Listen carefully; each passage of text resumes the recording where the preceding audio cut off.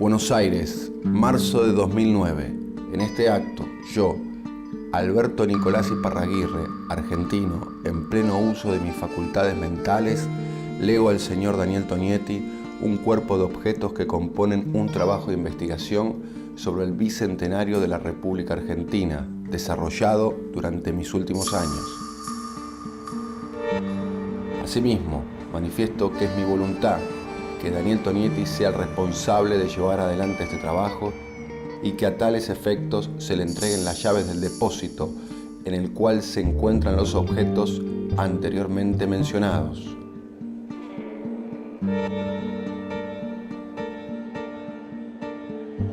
En el lugar encontrará 13 cajas. Las mismas se encuentran ordenadas por temas y contienen todo aquello que juzgué necesario para que, en 13 fascículos, se pueda reflexionar sobre los 200 años de la historia argentina. Es mi deseo que la serie lleve el nombre ¿Qué supimos conseguir? Una mirada sobre el bicentenario.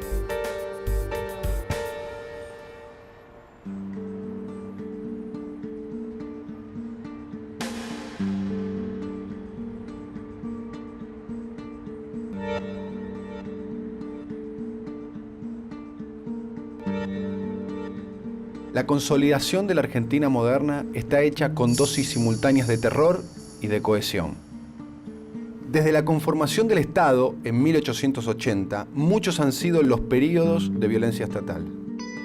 El exterminio de los indígenas, la persecución a anarquistas y a socialistas, la policía brava de la picana y todos los períodos de dictaduras y persecución de opositores configuran la larga lista de estas calamidades. Pero sin duda, los derechos humanos tienen una marca a fuego en los casi 500 campos de concentración de la última dictadura militar. Paradójicamente, tenemos el siniestro privilegio de estar en el listado de los grandes crímenes contra la humanidad del siglo XX y el orgullo, como sociedad, de haber construido un movimiento en defensa de los derechos humanos de una enorme vitalidad. Con la restauración democrática de 1983, el respeto irrestricto de los derechos humanos se volvió parte del sentido común de esta sociedad. Pero son varias las deudas que la democracia tiene al respecto. Una de ellas es la de redefinir sus límites e incorporar los derechos sociales al estatus de los derechos humanos.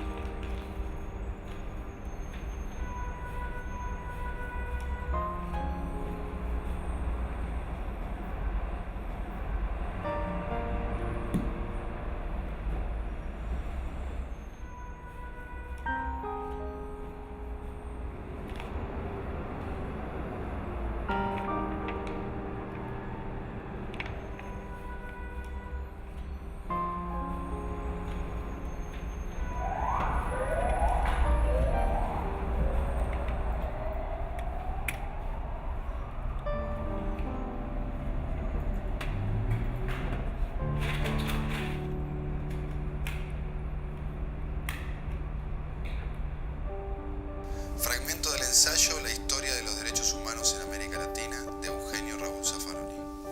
Son al menos 5 siglos de tragedia, más aún, como luego veremos, es cuestión de milenios y de una historia casi planetaria. Toda la historia de Latinoamérica, al menos desde que el europeo llegó a ella, es historia de derechos humanos.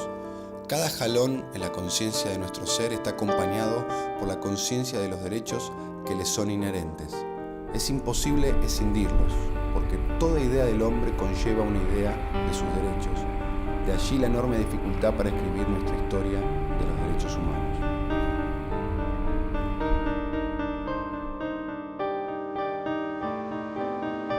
¿Cuál es el lugar de la Argentina en cuanto a los derechos humanos?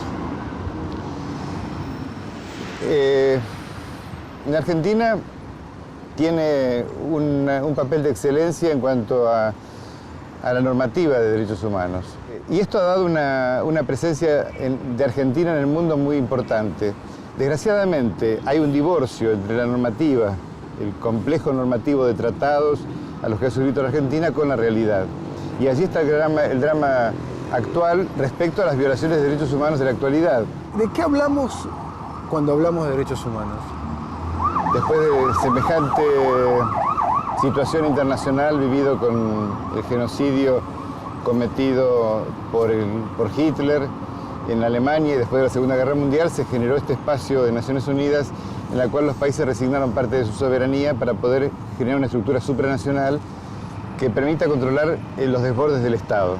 ¿Qué opina, doctor Cañón, de una frase tan difundida de derechos humanos para los delincuentes, que está muy difundida especialmente por un discurso conservador en Argentina? Claro, pero es un discurso tramposo y mentiroso. Solamente el Estado puede violar los derechos humanos de las personas, porque si una persona agrede a otra o mata a otra, es el Estado el que está detrás para poder juzgar ese crimen dentro del sistema de derecho penal.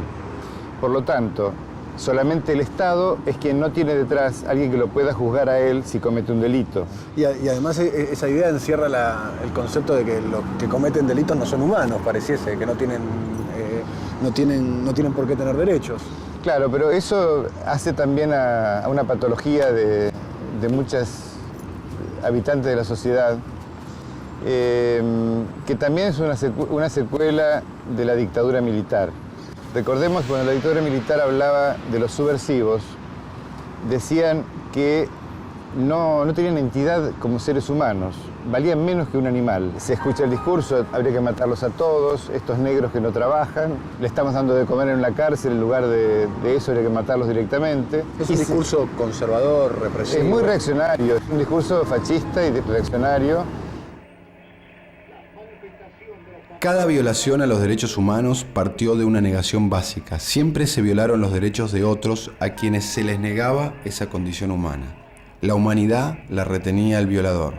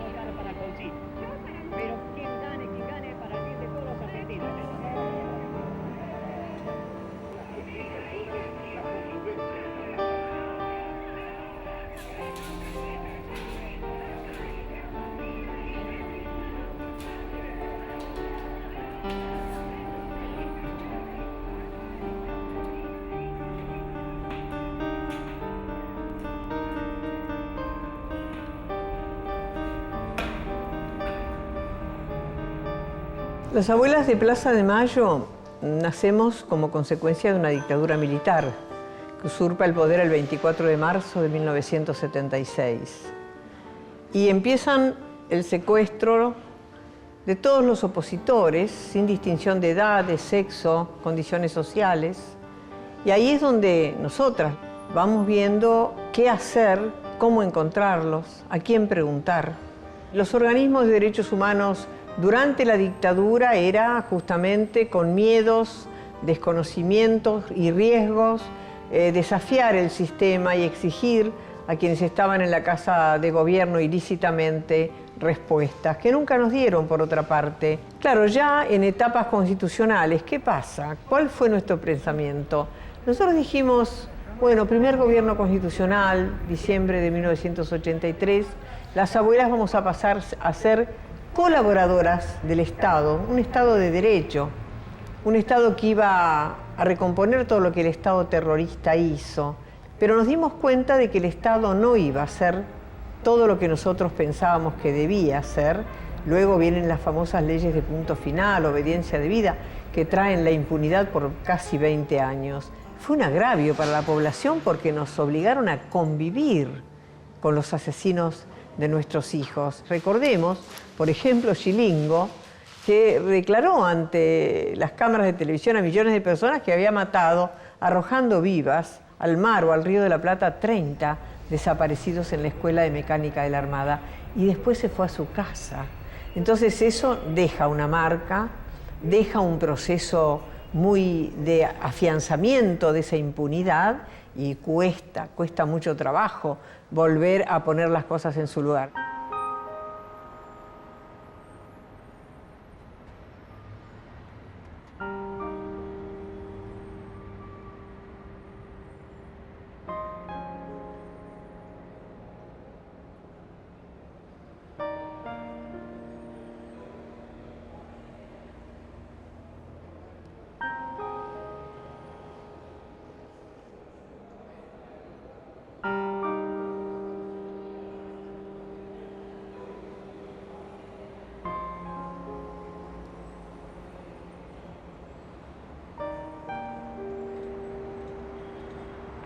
Hola, sí. Quería pedir un auto, por favor. Para mañana, sí. ¿Hasta dónde voy? Voy hasta la Escuela de Mecánica de la Armada, hasta la ESMA. En Libertador, cerca de General Paz, sí. No hay que estar más convulsionado, más movido que en otros momentos. Lo que nuestra campaña fue del primer día en la calle. La brigada estaba... Basta, acá tienen que venir leyes más fuertes y el que mata tiene que morir. A mí no me importa lo que estoy diciendo, si me hace mal o si me hace ver bien por mi imagen. Un tipo que mata tiene que morir, y hasta que no pongan eso, hasta que los delincuentes le tengan miedo a la cana, que no se lo tienen, no le tienen miedo ni respeto, porque los menores salen mañana y no hay cárceles, no hay nada. Estamos en un estado de indefensión espantoso. Creo que ya no podemos más, creo que ya no se puede más.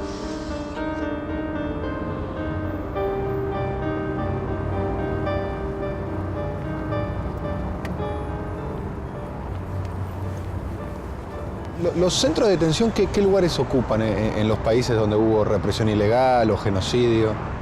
Bueno, en general ocupan un lugar importante, digamos, en la recordación, en la memoria, en algunos casos, incluso en algunos países europeos, tal vez eso se utilice demasiado, incluso por la afluencia de turistas, ¿no? Pasa a ser una especie de atracción. Cito esto porque es una de las preocupaciones que nosotros tenemos aquí, es decir, que esto sea un lugar de recordación.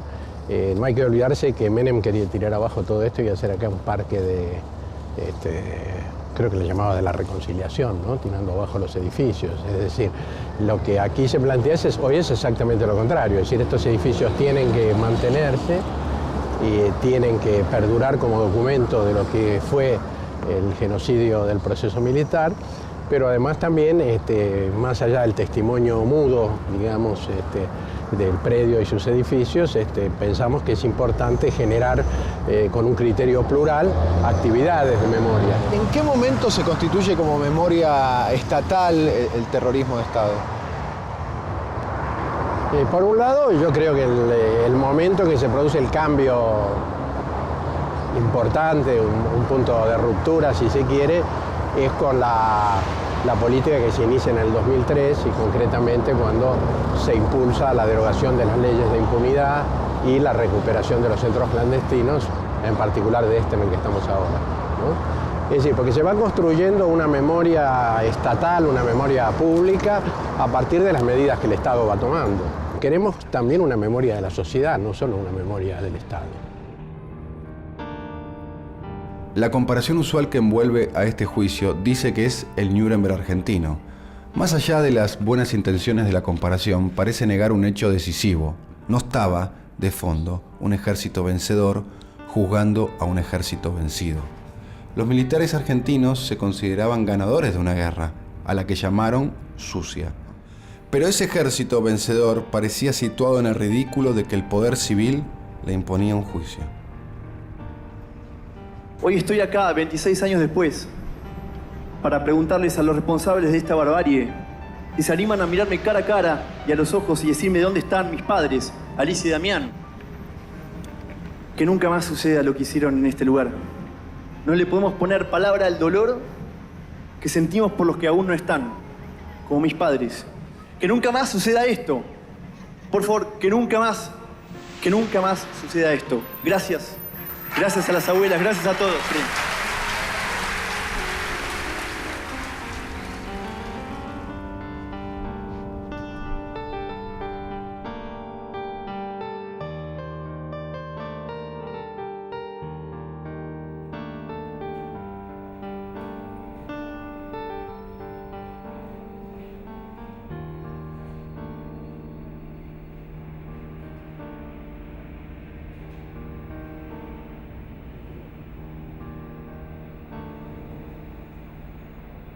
Como si hubiera que reescribir lo que nos hacían repetir como tontos acerca de los derechos de uno que terminaban donde empiezan los derechos del otro.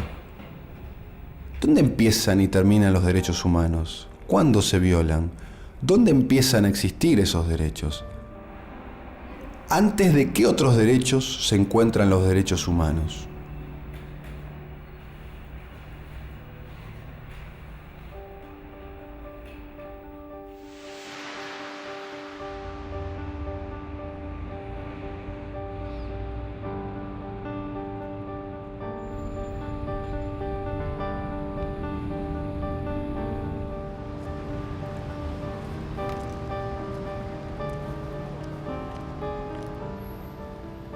En la Argentina uno vincula derechos humanos a la memoria, a la represión durante la última dictadura militar, a los juicios por esclarecer qué es lo que sucedió en aquellos años, a evitar la impunidad.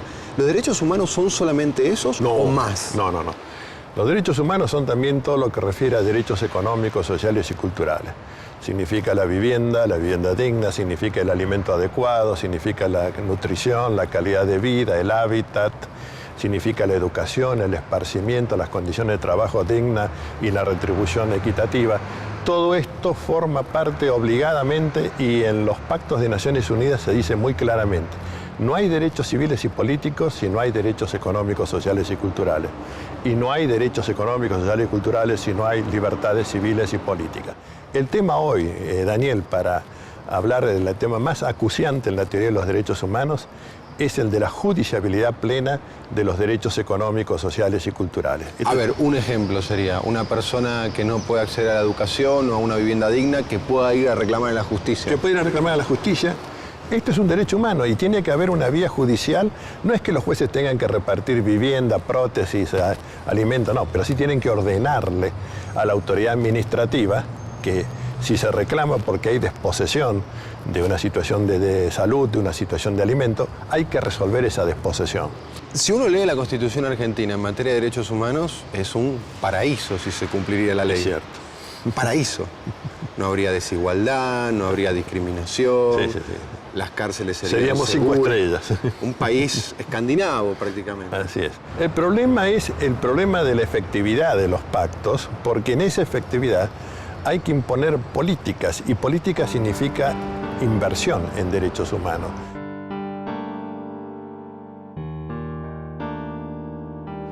Mira, para mí el número es el que denunciaron en el acta institucional número 1, que dijeron había 30.000 militantes, los propios represores, 30 y 15.000 simpatizantes. Yo creo que están diciendo que se comieron a 45.000 personas.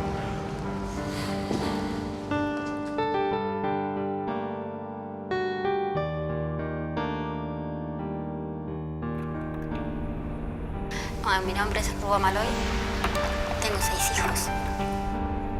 Matías, el 29 de marzo del 2008 se le diagnosticó insuficiencia renal terminal. No podíamos volver a casa porque la casa no estaba en condiciones. Peleábamos por ver si nos conseguían una vivienda para él. Me decían que no me correspondía porque la manzana, no era para la manzana 7 los departamentos.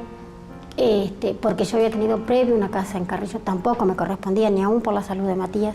Peleábamos por ver si nos conseguían una vivienda para él. Bueno, Matías estaba un poquito más fuerte, volvimos a casa. Y los médicos decían que teníamos que salir de ahí porque no era aconsejable que Matías se quedara ahí. Por los chicos que fuman droga, la gente que vende droga hasta a 20 metros de la puerta de mi casa. Para esto habíamos pedido una casa. Hasta que un día me llama el asistente social y me dice, mira, el IBC aceptó que los más grandes se queden en la casa y pasar vos con los más chiquitos al departamento de 2 dormitorios a nombre de tu hija mayor. Ahora estamos peleando porque el juez dictaminó que sí me tienen que pagar el habitacional.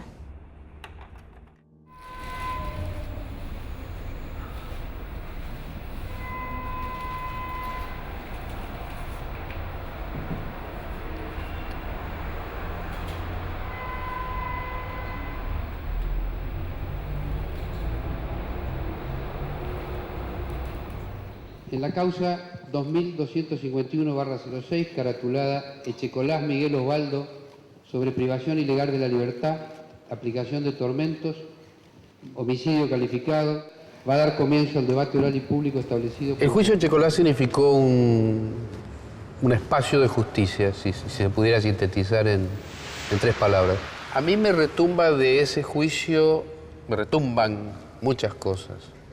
La sensación de estar llevando adelante algo complicado, muchos años después, para lo cual uno no se preparó. O sea, la Facultad de Derecho no prepara gente para actuar frente al absurdo. Y 30 años después es un absurdo, al mismo tiempo que es una necesidad. Un momento muy importante, por supuesto, fue el comienzo del juicio, el primer instante del juicio.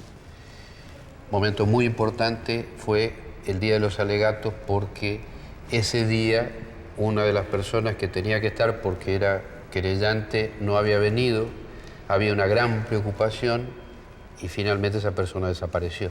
De modo que 3 años después, o casi 3 años después, la sensación es peor, porque aquella preocupación hoy es tragedia. Y finalmente la lectura de la sentencia.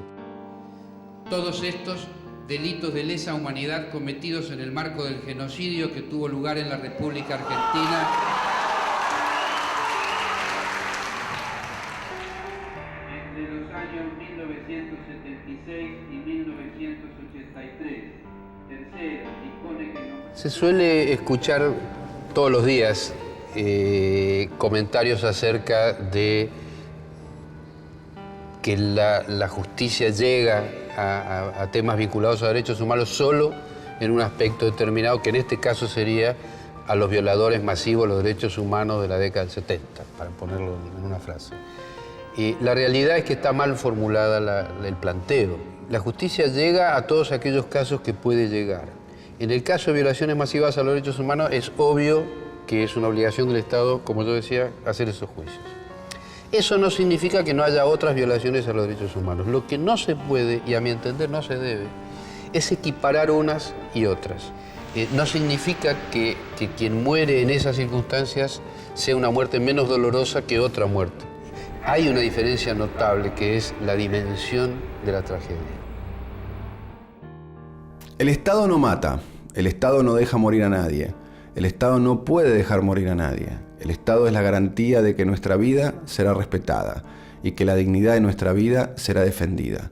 ¿Qué significa entonces cuando se habla de los derechos humanos de los delincuentes? ¿Por qué la idea de inseguridad se opone al respeto a los derechos humanos?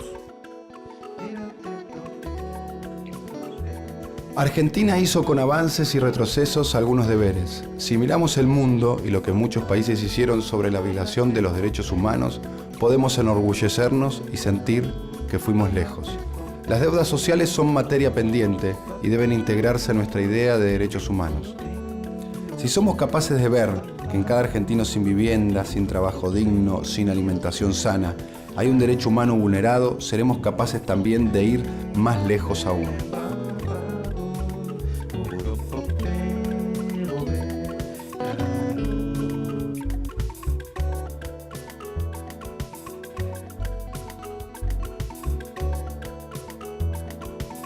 Los juicios están abiertos y las heridas también. Vamos empatando tanto dolor con justicia.